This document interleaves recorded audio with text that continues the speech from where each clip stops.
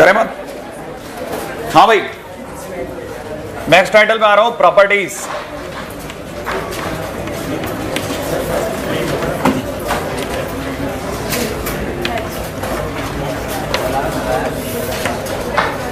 कल तक हम लोगों ने माइनर्स और कोफैक्टर्स पे बात करी थी। कितने लोगों को याद है कि माइनर्स क्या होते हैं? ये याद है आपको? क्योंकि कल ही तो बात करिए माइनर्स क्या होते हैं। आप हर किसी का माइनर निकाल सकते हैं? श्योर हैं आप? कल हमने जाते जाते एक और परफेक्ट वैल्यू भी निकाली थी, आप में से किसी को याद हो? कोफैक्टर से बनने वाला डिटरमिनेंट का वैल्यू ओरिजिनल डिटरमिनेंट की पावर n-1 होता है। याद है आपको? श्योर है? कोफैक्टर से बनने वाला डिटरमिनेंट कितनों को पता है कैसे बनता है? अगर मैंने कहा कि मैं मान लो आपको कोई डिटरमिनेंट दे दूं, तो आप मुझे उसके कोफैक्टर से बनने वाली डिटरमिनेंट वापस दे सकते हैं? श्योर है आप? अच्छा, कितने लोगों को पता है कि जो कोफैक्टर से बनने वाली डिटरमिनेंट आएगी, सही है, नहीं आया, उसको अगर मैं ट्रांसपोज कर दूं, ट्रांसपोज करना समझते हैं आप? तो क्या बन जाएगा? एडजॉइंट। यही सुनना था मेरे को, ये आपका एनसीईआरटी पे पकड़ बताता है। अगर बाय द वे कोई भी सिंपल कोफैक्टर से बनने वाली डिटरमिनेंट आ गई, उसको जैसे आप ट्रांसपोज करेंगे, ट्रांसपोज का मतलब जानते हैं आप? रो को कॉलम को रो में, तो जैसे आप ट्रांसपोज करते हैं एडजॉइंट मैट्रिक्स आ जाता है, सही है ना? और ये आप ध्यान रख लेना, क्यों? क्योंकि एडजॉइंट का एक कदम और आगे चलते ही इनवर्स तैयार है। एक कदम और चलना है, 1/mod, 1/डिटरमिनेंट है, ढंग से बोलो तो सही है ना? हाँ, क्योंकि मुंह से हमारे भी मॉडे ही निकलता है। 1/डिटरमिनेंट ए करते ही कितने लोगों को हल्का सा एक और, क्योंकि इतनी दूर तक जवाब 13 में बैठे भाई, है कि नहीं? अपन को तो इतना तो आइडिया, 12th वालों को तो हम समझाते हैं ना, तो उसको समझ में आ जाए और फिर उसके बाद वो उतनी दूर तक चले जाए, ये बहुत बड़ी बात होती है, ठीक है ना? कि भाई आप 12th में बैठे हो, जिसने फर्स्ट टाइम डिटरमिनेंट मैट्रिक्स सुन रहा है और वो बच्चा भी इतना बढ़िया खेल जाए, बहुत बड़ी बात है, ठीक है? 13 में तो कम से कम आपकी हमारी एक्सपेक्टेशन आपसे थोड़ी थोड़ी बढ़ी जाती है। जैसे हम बोल जाए अचानक से सिंगुलर है, सिंगुलर याद आया आपको? Singular, non singular? एक सेकेंड, जिनको याद आ गया आप अपना जवाब अपने पास रखिए। मैं आपसे अगला क्वेश्चन पूछता हूं, आप उसमें मेरे को पता चल जाएगा आपको पता था कि नहीं। जो सिंगुलर है उसका इनवर्स पॉसिबल है?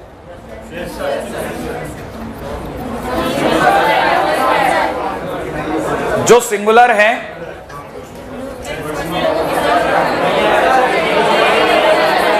वो सिंगुलर है। अरे जो सिंगुलर है उसका इनवर्स पॉसिबल क्यों नहीं है? क्योंकि वो सिंगुलर है भाई। सिंगुलर है माने अकेला है, उसका कोई उसके जोड़ीदार नहीं है। आपको समझ में नहीं आया? आप दिमाग लगाओगे तो आपको वैसे ही समझ में आ जाएगा। अच्छा, जिनको ये याद आ गया अब वो पीछे चले, जिनको ये ध्यान आ गया वो ये भी ध्यान रखे, क्योंकि भले अभी आज का टॉपिक है कि नहीं है कोई मतलब नहीं, हम मानते ही नहीं आज का टॉपिक कल का टॉपिक क्या होता है। अपन तो ये मानते हैं कि हर बच्चा मार्च की तैयारी पे बैठा है, हर बच्चा ये सोच रहा है कि मार्च आने दो फिर देख लेंगे, सबके दिमाग में ये चलता है। हम जो कर रहे हैं ना आपका टाइम काट रहे हैं। सच्ची बात तो यही है अगर आप दिमाग से सोचो तो, क्योंकि असली तैयारी आपको भी पता है ना, जिस दिन आप बैठोगे ना हमारे बगैर उस दिन तैयारी चालू होगी। तब तक तो ये जो चल रहा है ये बीच का फेज चल रहा है। अरे सच्चाई यही है ना, जिस दिन आप बैठते हो उसी दिन तो क्वेश्चन होने चालू होते हैं, उसी दिन तो पता चलता है कि कितने पानी में थे, उसी दिन पता चलता है कि अब लगातार 2 महीने लगातार मैं बैठूंगा तो मैं कहां तक पहुंचा दूंगा गाड़ी। भाई आखिरी दिन की इवेंट याद है या नहीं याद है आपको? एग्जामिनेशन से जस्ट पहले क्या होता है? आप एक ही दिन में उतना पढ़ लेते हैं ना जितना आपने अपने पूरे साल में नहीं पढ़ा होता। एग्जैक्टली सही बात है, मजाक की बात थोड़ी ना चल रही है, सही बात है कि नहीं? फिर आप जब इतना जब आपके अंदर कैपेसिटी है and you know your power, आपको पता है कि आप उस आखिरी दिन के अंदर तो आप जब डेडलाइन आ जाती है तो आप कितना काम कर सकते हो, फिर डर किस बात का है? तो फिर तो अभी से बात कर सकते हैं ना, कभी कभार रह करके डेडलाइन तक पहुंच सकते हैं ना अपन। तो वैसी बातें कर रहा हूं बस मैं। अगर सिंगुलर की बात होगी तो चलने दो ना। आप बताओ, सिंगुलर है तो determinant A is equal to 0, क्योंकि 0 होते ही 1/डिटरमिनेंट ए पॉसिबल नहीं है, और वो पॉसिबल नहीं है तो इनवर्स भी पॉसिबल नहीं है। एग्जैक्टली, अब आप बिल्कुल सही उतरे हैं। ठीक है, प्रॉपर्टीज बातें हैं। कितने लोगों को अभी से हल्का हल्का प्रॉपर्टीज के बारे में जाने से पहले कुछ ऐसे ही अपन बात कर रहे हैं, ठीक है ना? इससे पहले कि अपन विधिवत एंट्री कर जाए उससे पहले कुछ छोटी छोटी बातें। डिटरमिनेंट में रो और कॉलम बदलने पर कुछ चेंज नहीं होता, याद आ गया आपको? डिटरमिनेंट में रो और कॉलम बदलने पे कोई चेंज नहीं होता। अच्छा, डिटरमिनेंट के अंदर अगर मैं किसी कांस्टेंट की मल्टीप्लाई करूं तो वो किसी एक पार्टिकुलर रो या कॉलम से ही होती है। उल्टी बात भी सही है, किसी रो, पर्टिकुलर रो या कॉलम से अगर कोई कांस्टेंट बाहर निकालता हूं तो पूरे उसके बाहर आए मानते हैं। ये बात भी बराबर है। अच्छा, अगर आपको ये बात भी ध्यान आ गई तो दूसरी बात, अगली बात पे आते हैं। अगर किसी डिटरमिनेंट के अंदर कोई भी दो रो सेम है तो, अगर कोई भी दो रो प्रोपोर्शन में है तो कभी जीरो। अगर किसी डिटरमिनेंट के सारे एलिमेंट जीरो हैं तो, माने एक रो के सारे एलिमेंट जीरो हैं, कभी जीरो।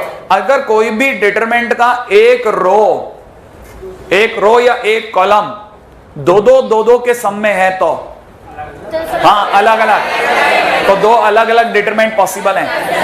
उल्टा भी पॉसिबल है। अगर दो रोज का बाकी दो सेम है और बीच वाला अलग अलग है तो आप ऐड कर सकते हैं। सही है ना? तो बेसिक तो आपको ध्यान ही है, समेशन प्रॉपर्टी वगैरह सब ध्यान है, फिर क्या इस बात का डर है। आ जाओ, बस सिर्फ लिखने के ही तो काम है। पहले पॉइंट पे आ जाइएगा, फटाफट से लिखेगा द वैल्यू ऑफ डिटरमिनेंट। अब तो सिर्फ लैंग्वेज वाइज कोट करना है और कुछ नहीं। The value of determinant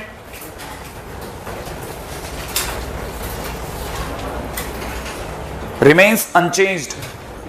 The value of determinant remains unchanged by interchanging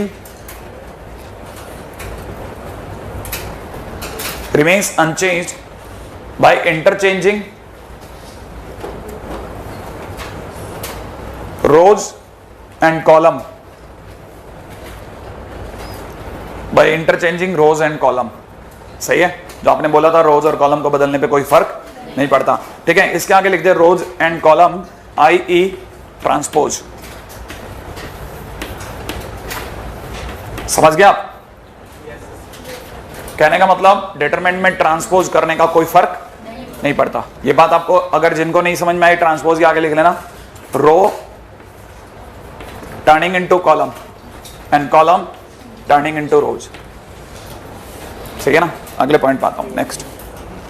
और अच्छे तो बता दो ये बात भी, अगर नहीं बताओ तो first row turn into first column, second row turn into second column. पता है ना, जो पहली रो है वो फर्स्ट कॉलम बन जाएगी, है ना भाई? अच्छा, पॉइंट नंबर 2 पे आ जाते हैं। सेकंड पॉइंट पे आ जाओ आप तो खटाखट। इफ एनी टू रोज और two columns are interchanged, if any two rows or two columns are interchanged, then sign of determinant will be changed. Then sign of determinant will be changed. Then sign of determinant will be changed. क्या आपको ये click कर गया? अच्छा, जल्दी से बताइए, अगर मैं R1 को R3 से बदलूं तो माइनस लगेगा। अच्छा, और अगर मैं R1 से R3 तक पहुंचूं तो आपको पता चला R1 से R3 तक कैसे पहुंचा? पहले मैंने R1 को R2 में बदला, फिर R2 को R3 में बदला, तो चेंज नहीं होगा। वेरी गुड, ठीक है, गुड। अगले पॉइंट पे आ जाओ, पॉइंट नंबर 3, थर्ड पॉइंट पे आइएगा।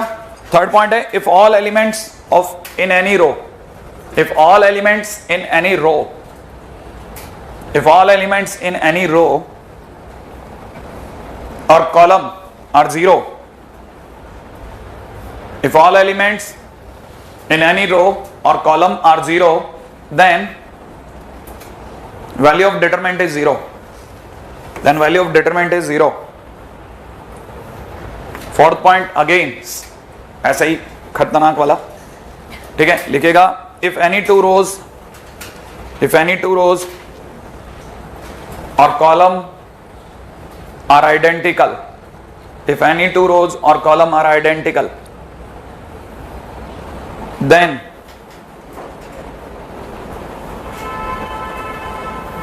value of determinant is 0.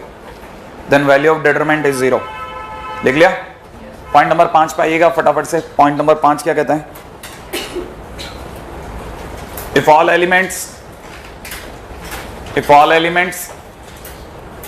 in any row,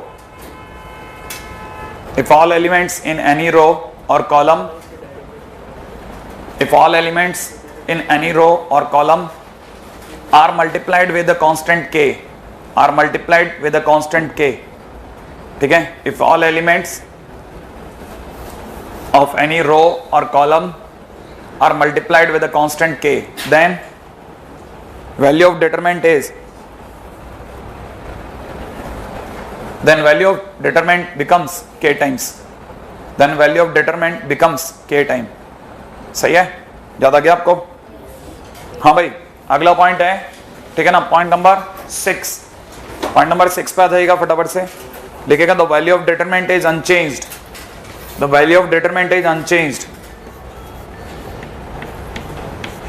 the value of determinant is unchanged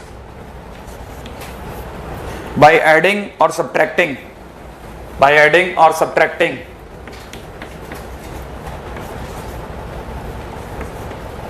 by adding or subtracting the multiple of any row, the multiple of any row,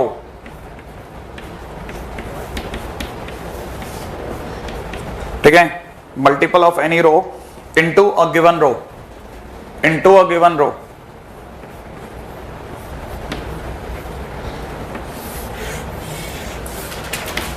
IE ये लिख लीजिएगा, सही है.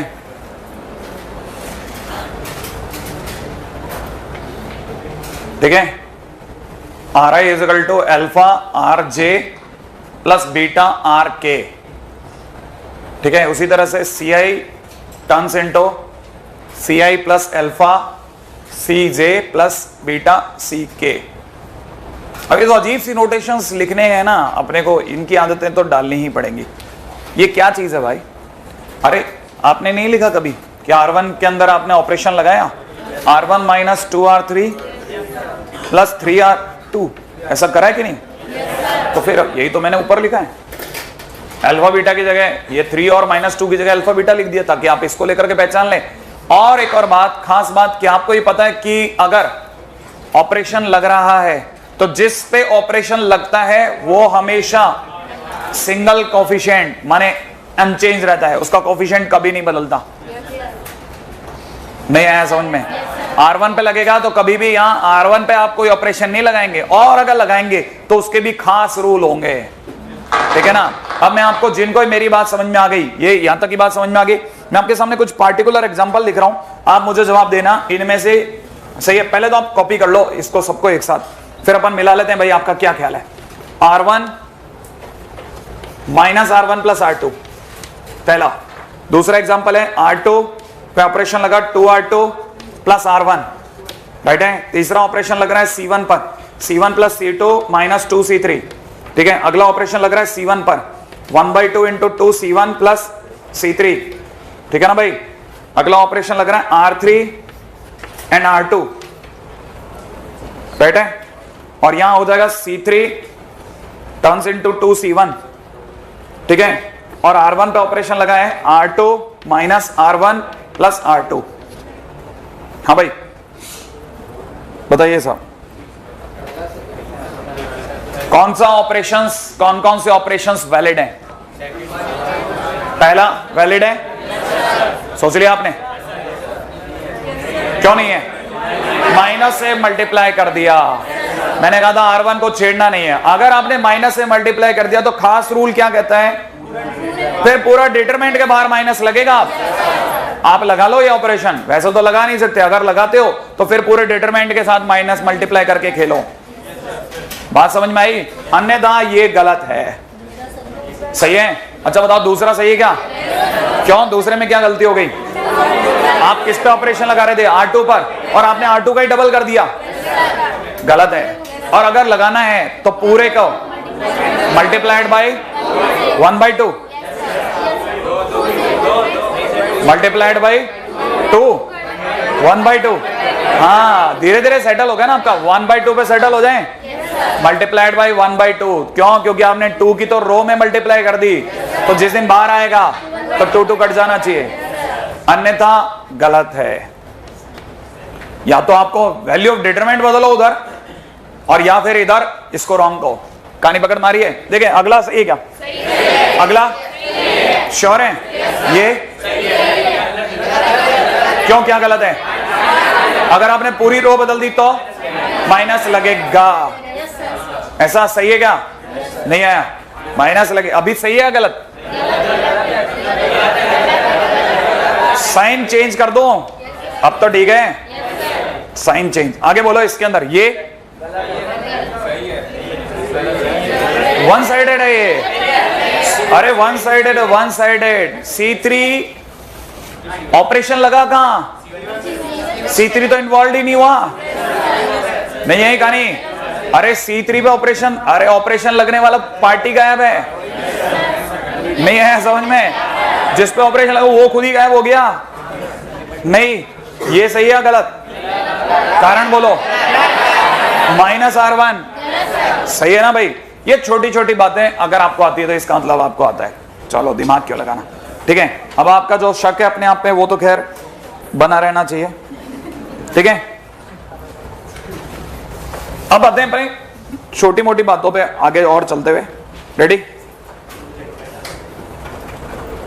हाँ भाई, next point पे आइएगा। Some important determinants, some important determinants.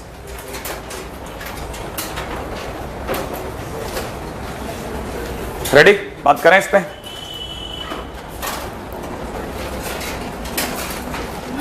देखिए साहब, इसमें पहली डिटरमिनेंट जो हमारे को याद होनी चाहिए that is 1 1 1 ABC A² B² C²। अगर ऐसा कभी दे रखा है डायरेक्ट वैल्यू याद रखें A - B B - C C - A, ठीक है। बाकायदा IIT में प्रमाण उपस्थित हैं, कई क्वेश्चंस में डायरेक्ट लगती है, ठीक है ना। तो आपको चिंता करने की जरूरत नहीं है, ये याद होना एक एक्स्ट्रा एजेबल हमारी शीट में काम आए चाहे ना, IIT में काम आती है। 1 1 1 ABC, अगर A² B² C² की जगह A³ B³ C³ हो जाए, दोबारा सुन लेना भाई, A² B² C² की जगह क्या हो जाए? A³ B³ C³ हो जाए, तो आंसर में बस ये फर्क पड़ेगा, A - B B - C C - A तक तो होगा ही होगा, आगे A + B + C और हो जाएगा। बहुत बढ़िया, क्या आ जाएगा? A + B + C आ जाएगा। अच्छा, अब इसी के अंदर एक और चेंज करते हैं। 1 1 1 मेंटेन है, A³ B³ C³ भी मेंटेन है, और अगर इसकी जगह A² B² C² हो जाए बीच वाली रो में, तो क्या फर्क पड़ेगा? इधर A - B B - C C - A तक तो होगा ही होगा, और यहां हो जाएगा AB + BC + CA। बेहतरीन खेल रहे हो आप लोग कई तो, क्योंकि अगर आप बकायदा हमारे साथ साथ बराबर बॉलिंग कर रहे हैं आप, सही है, एक के बाद एक, कई जगह पर तो गजब। राइट है। अगला point, next and very important point, ठीक है, cyclic determinant, point number 4। Cyclic determinant याद है किसी को? ABC BCA CAB, क्या बोला मैंने? ABC BCA CAB, इसकी वैल्यू होती है 3ABC - A³ - B³ - C³। Right है भाई? हाँ भाई। अब इसके सिवा एक और वैल्यू हो सकती है minus common A³ + B³ + C³ - 3ABC। इसके सिवा एक और वैल्यू हो सकती है, क्योंकि कईयों को इसको क्रैक करना आता है, इसलिए वो इसकी वैल्यू सोच रहे हैं। लिख दो मैं भी, कितना लिखना बोलो? A + B + C multiplied with A² + B² + C² - AB - BC - CA। Right है भाई? इसके सिवा एक और वैल्यू, क्योंकि लोग बोले ही जा रहे थे इसमें अलग अलग वैल्यूज, इसलिए मेरे को आना पड़ रहा है आगे, सही है। और मेरे को आपसे तेज और अलग बॉल भी रखनी पड़ेगी, ठीक है। जैसा एक जना बोल रहा है हाफ A - B का whole square plus B - C का प्लस C - A का होल स्क्वायर। क्या ये बात सही है? और सोचें इसके सिवा नहीं, ऐसा भी सोचा जा सकता है, लेकिन ये पता मैं और कुछ खास लोग ही सोच पाएंगे। अभी कुछ समय बाद में, मतलब आज से तकरीबन 1-1.5 महीने बाद में सभी लोग मेंटेन कर सकते हैं, लेकिन कुछ लोग अभी से करें तो ज्यादा बढ़िया है। A + Bω + Cω² multiplied with Aω² + Bω + C। सही भाई? अब इसमें ओमेगा क्या चीज है? Omega cube root of unity है, इसको दोबारा बोलता हूं क्यूब रूट ऑफ 1। आप में से कई लोग सोच रहे हैं क्यूब रूट ऑफ 1 तो 1 होता है, नहीं, क्यूब रूट ऑफ 1 एक्चुअल में जिसके जितना उसका रूट उतनी उसकी वैल्यूज होती हैं। जैसे क्यूब रूट है तो उसकी 3 वैल्यूज होंगी, उनमें से आपको एक ही वैल्यू पता है 1, क्योंकि वो रियल है, बाकी 2 अनरियल हैं। तो unreal values are omega and omega. तो जो ओमेगा है उसकी वैल्यू होती है -1/2, अभी से दिमाग में भर लें आप, ठीक है, उसमें कोई बुराई भी नहीं है, इंटू में √3/2 आयोटा। सही ना भाई? और ओमेगा स्क्वायर की वैल्यू में यहां माइनस और आ जाता है। तो आप अभी से दिमाग में भरते हैं, चालू कर दें, -1/2।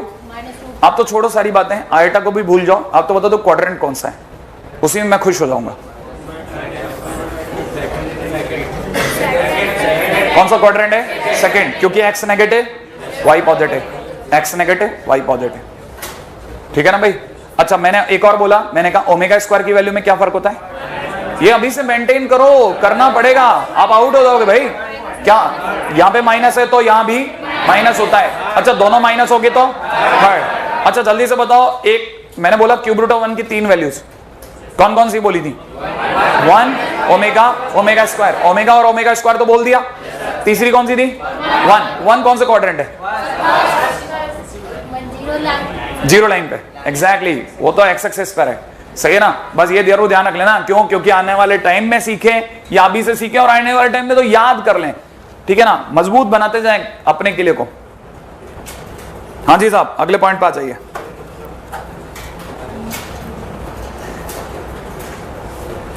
Ready?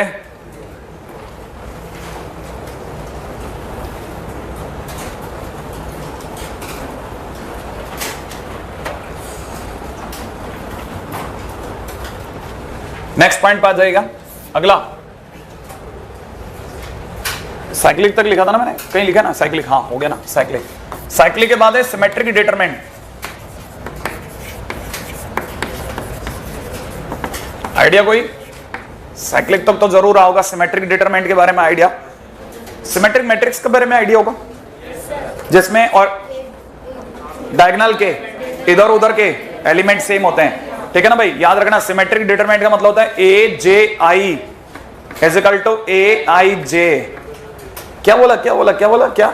A J I is equal to ए आई जे। इसका मतलब होता है ए आई जे, अगर देखो अब जैसे इसका मतलब है कि A13 is equal to A31।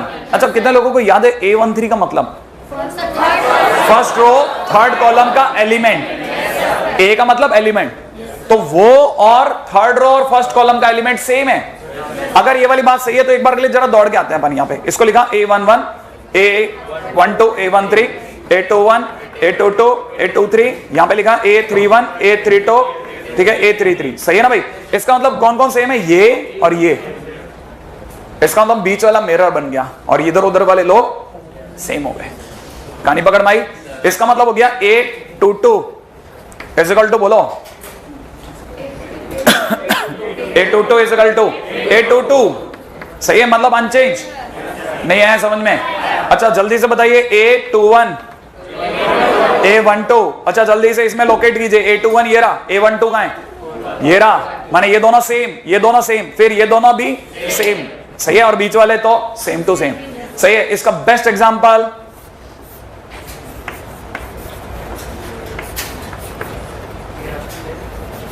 सही है भाई,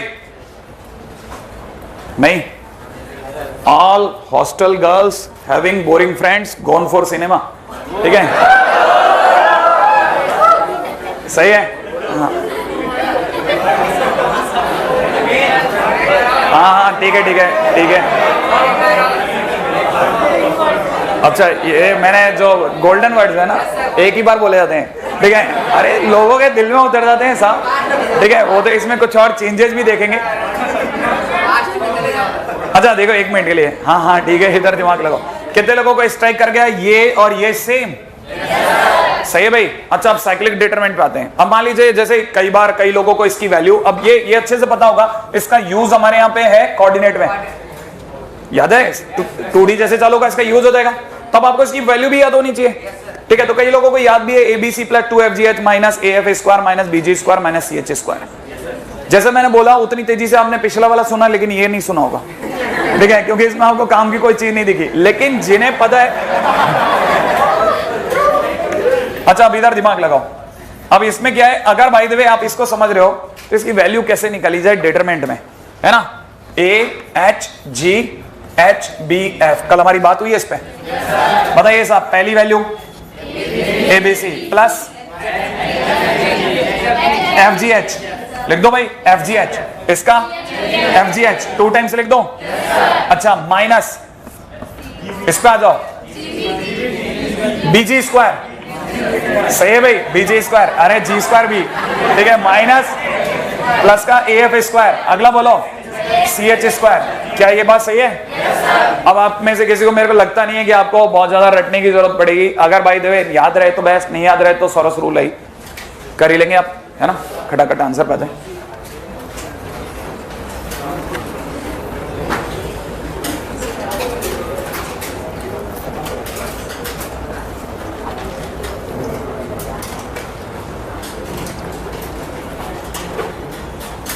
हाँ भाई नेक्स्ट पॉइंट आ जाओ।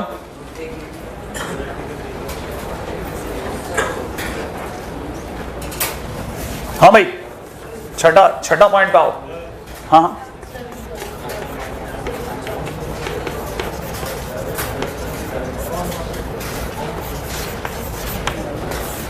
Skew symmetric determinant.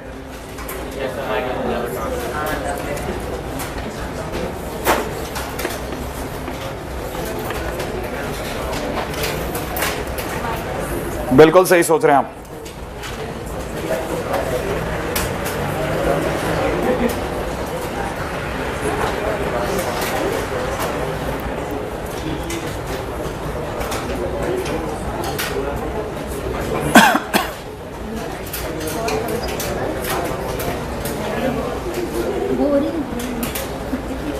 हाँ भाई स्क्यू सिमेट्रिक मैट्रिक्स पे आइए।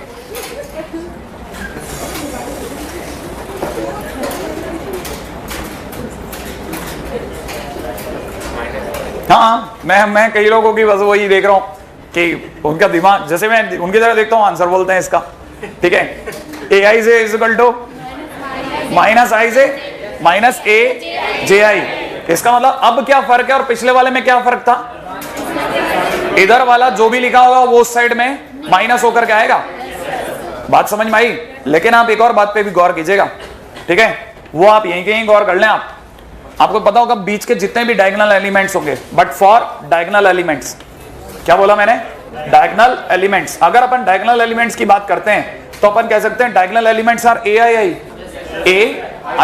A11, A22, A33 diagonal elements, सही ना? अच्छा डायगोनल एलिमेंट्स थोड़ा गलत शब्द यूज कर रहा हूं, और बेहतर शब्द है प्रिंसिपल डायगोनल एलिमेंट्स, क्योंकि डायगोनल तो यूं भी होता है लेकिन प्रिंसिपल डायगोनल यूं वाला होगा। तो आपको पता होगा अगर AII है तो यहां पर इक्वल टू माइनस AII रहेगा। इसका मतलब 2AII इज इक्वल टू 0। इसका मतलब AII इज इक्वल टू 0। इसका मतलब स्क्यू सिमेट्रिक मैट्रिक्स में डायगोनल एलिमेंट्स विल बी 0। इसका मतलब ये कि अगर बाय द वे किसी ने मेरे से पूछा तो मैं ये बोलूंगा 0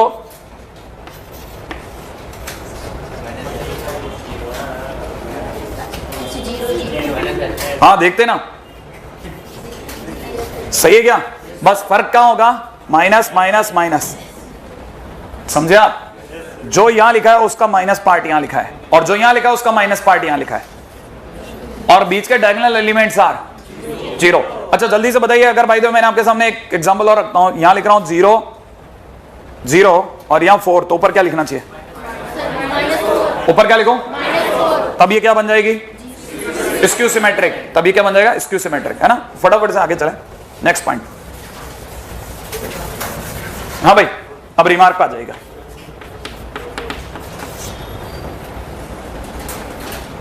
पहला रिमार्क,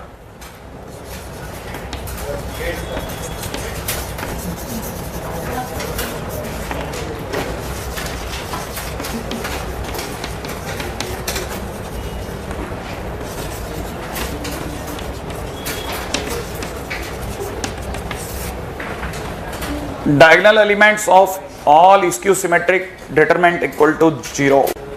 वही बात जो मैंने अभी आपको बोली उन्हें लिख दी है बस। Diagonal elements of all skew symmetric determinant equal to 0, ठीक है?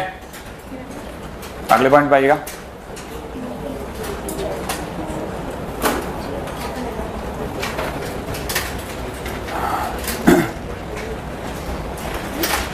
सेकेंड पॉइंट पे आता हूं, ठीक है? हाँ भाई इसी का रिमार्क का सेकेंड पॉइंट,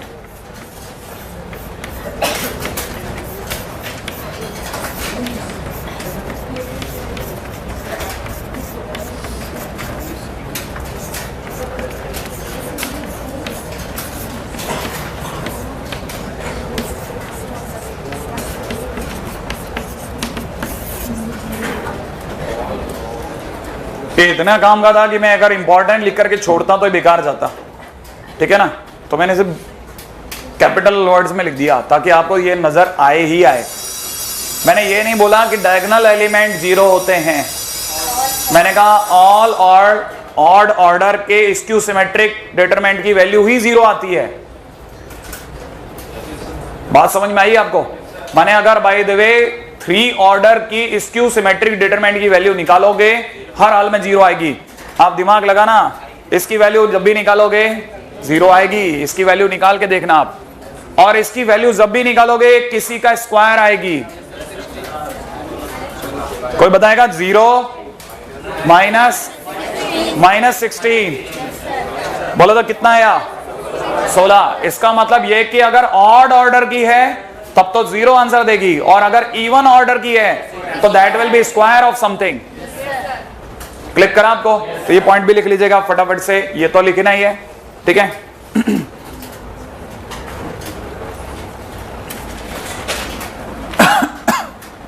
अगला पॉइंट है skew symmetric determinant of even order. Skew symmetric determinant of even order is equal to perfect square.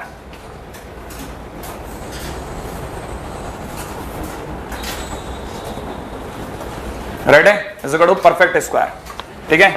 अब इससे पहले कि अपन यहां से अलविदा दे दूं, ठीक है, मैं आपको काम दे रहा हूं क्योंकि अभी तक अपन ने इसको जितना भी किया सारा थ्योरेटिकली किया है मैक्सिमम, ठीक है। ये काम आप घर से करके लाइएगा, ठीक है। हाँ भाई, और काम आपकी शक्ल देख के ही दे रहा हूं।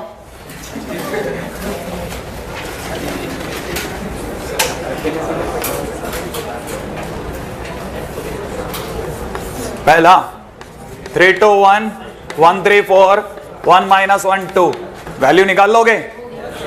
अगला हो जाएगा, अरे सारे क्वेश्चन होने वाले दूंगा मैं खुद चाहता हूं आपसे ये चिरकुट क्वेश्चन तो बने, कुछ तो पेन चलाओ, कभी तो चलाओ, सही है। अगले क्वेश्चन पे पधारते रहो बस अब तो।